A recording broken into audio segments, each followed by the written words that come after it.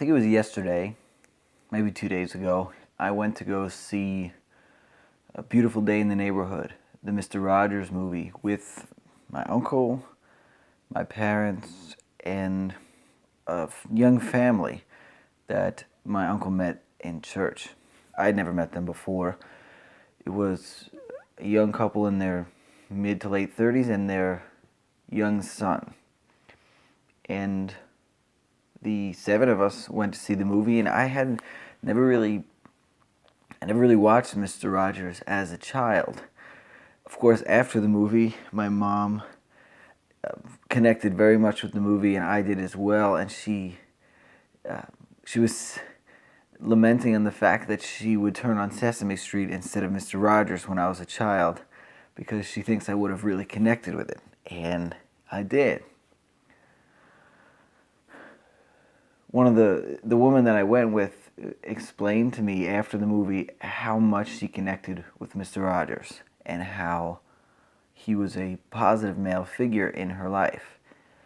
I have since went on YouTube and watched some Mr. Rogers videos, and I look at the comments that some people have shared, and at some point in this episode I'm going to share some of the comments that I've read on YouTube about what Mr. Rogers did for some of these children, what his presence in their life meant for them. I'm able to see that the importance of that much more clearly because of my work as a psychotherapist. I see what it can do to a child to not have their father in their life, either the father not physically being there or not being there emotionally, and what it can mean for a child or a person to have a positive figure in their life. And if they don't have a father figure, they have a positive male figure in their life. They can know, and I read this in YouTube comments, and the woman that I went to the movie with, these people can know that it is possible for a positive male figure to exist, and they can build trust in other male figures because of this relationship that they have with Mr. Rogers.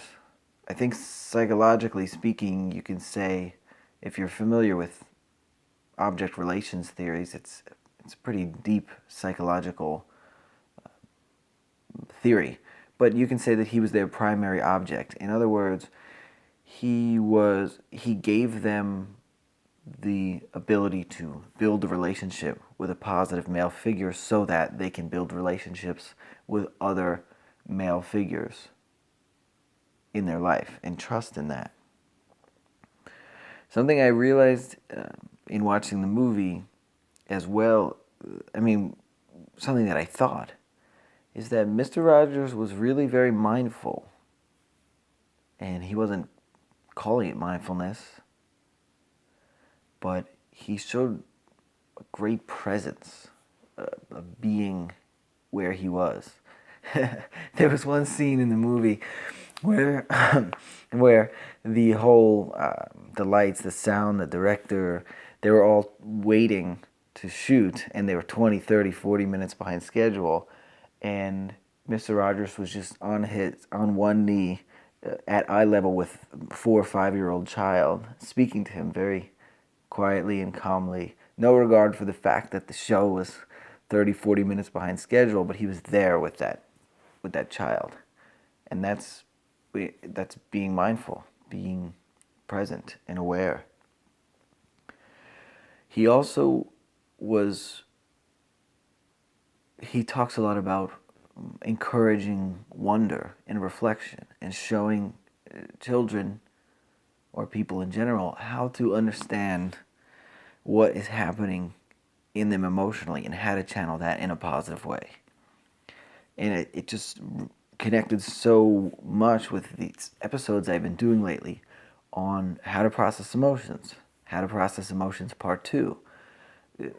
He sings this song about, what do you do when you're mad? What do you do when you're sad? Or what do you do with your mad? What do you do with your sad? That's a line he took straight from a child. And He's really talking about how do you process your emotions. But what I think was his gift was being able to translate it into child.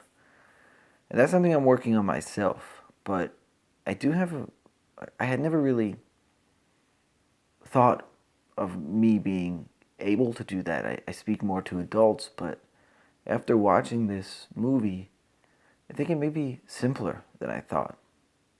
And I may start trying to speak to children or parents of children in some ways. But here I am wondering out loud, right? I'm going to play a few clips that I found from Mr. Rogers. I'm going to pause my recording here and play these two clips and then speak more on them. Who's made a difference in your life? Oh, a lot of people. But a lot of people who have allowed me to have some silence. And I don't think we give that gift very much anymore. I'm very concerned that our society is much more interested in information than wonder, in noise rather than silence. How do we do that? I mean, in our business, yours and mine, how do we encourage reflection? I trust that this book will do some of that, but oh my, this is a noisy world. How many kids do you think are out there who in 30 years you've influenced, who you've made a difference in, made them feel something special? I don't care how many, even if it's just one. We get so wrapped up in numbers in our society, and the most important thing is that we're able to be one-to-one, you and I, with each other at the moment. If we can be present to the moment with the person that we happen to be with at the moment, that's what's important. So this first clip that I played, he talks about how do you encourage wonder? And that's like what I'm doing here with this podcast. It's called Wondering Together. And really, I mean, I never knew because I never watched this show, but that's what Mr. Rogers was doing. He was encouraging wonder in children. And I'm trying to do the same thing because, like he says, there's a large emphasis on information, even in our education systems. The teachers stand in front of the room and they share information. It's very much a didactic relationship. Here's what I know, and I'm going to tell you about it. I'm going to impart this information. But there's a different way to learn. I learned this somewhere along the line in my mindfulness training, but it's more of a questioning, a wondering. And that's why a lot of times when I'm speaking here, I'm just sharing questions. So I wonder, I wonder how I have shifted this dynamic in myself. How did I go from learning in one way to another way? I think it starts by opening up to the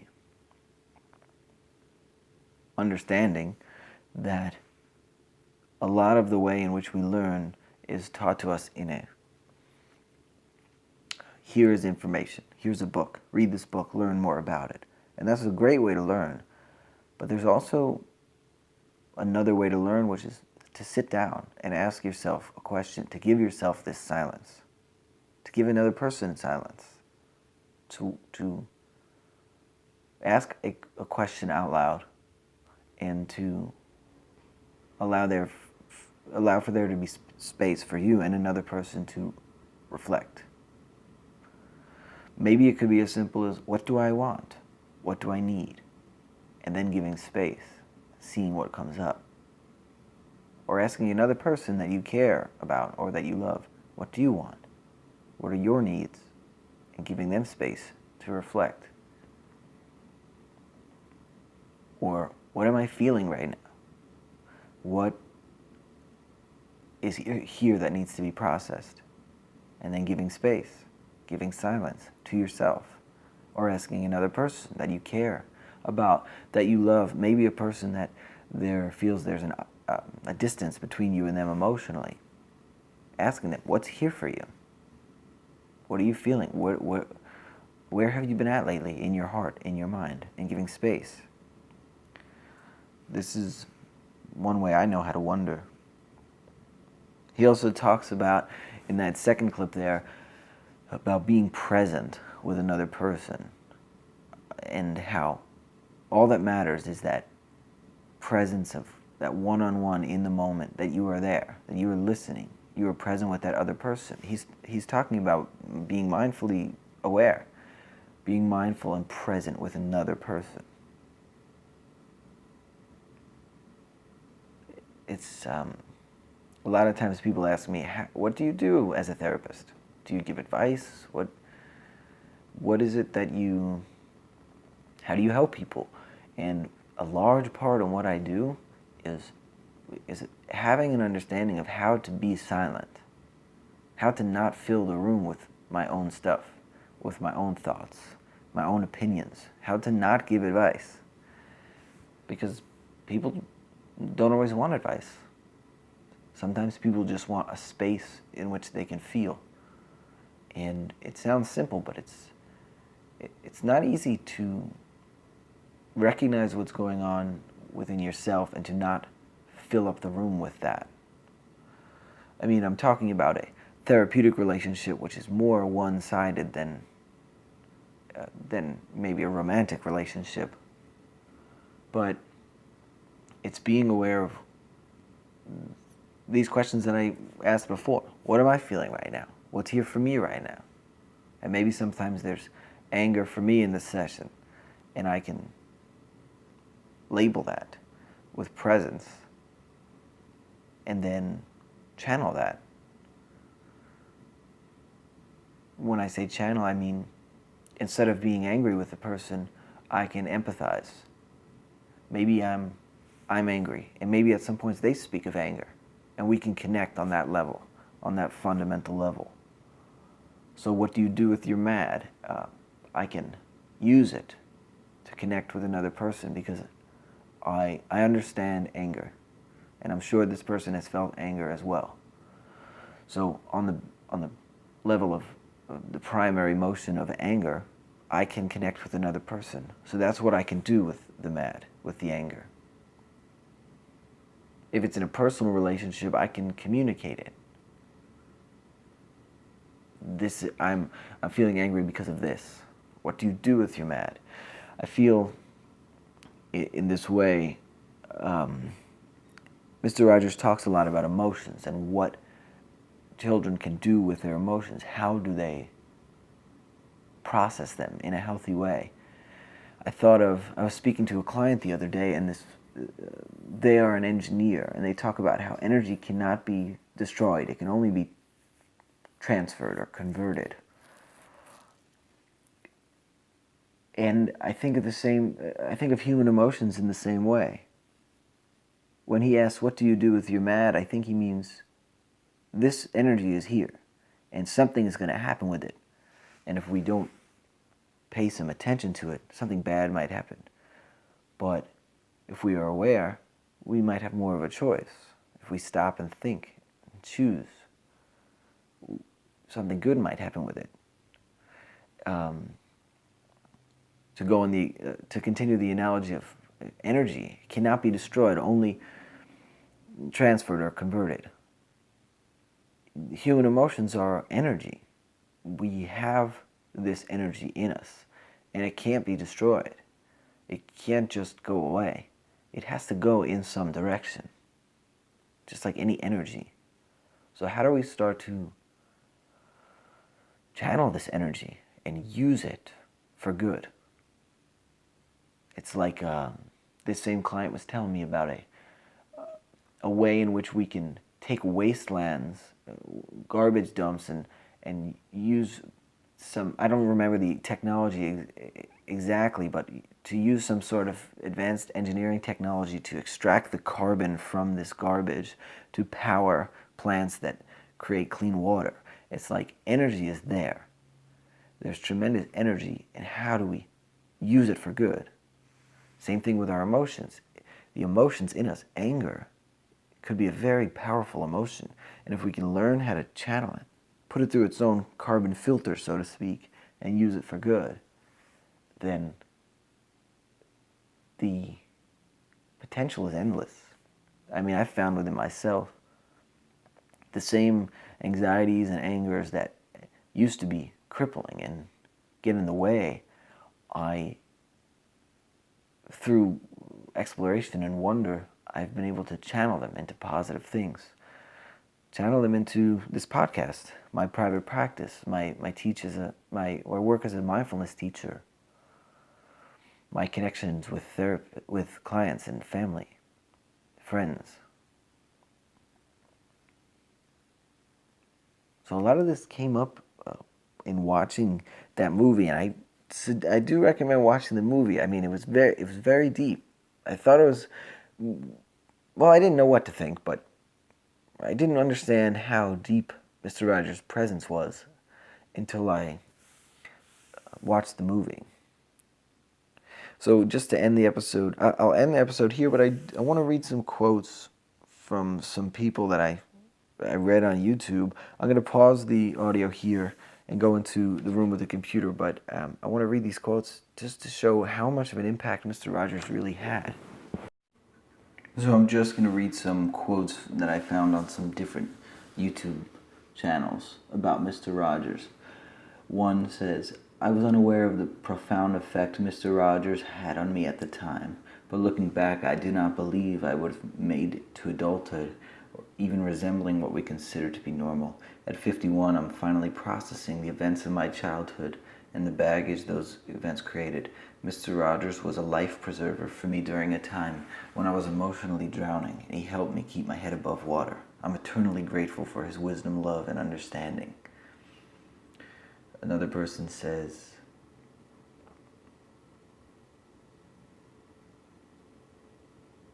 "As an autistic boy in the 1980s, I watched Mr. Rogers and my grandparents on a schedule. His show was the only one that I would actually sit through completely. I had to watch it and never missed it. It was part of my routine, or I was not okay. I loved him and his show. I'm now 40 and I still love him and the fact that he always liked me just the way I am." Another person wrote, "As a lifelong atheist, yet here I am shedding tears after watching this interview of this wonderful ordained man." Another person wrote, "As a boy growing up in the hood, I learned that Mr. Rogers was the first white man I ever trusted. He taught me how to trust a man." So, this is just a few of them, but you can go on YouTube and read some of the comments. It's really incredible the impact he had in doing it through wonder and presence. Okay.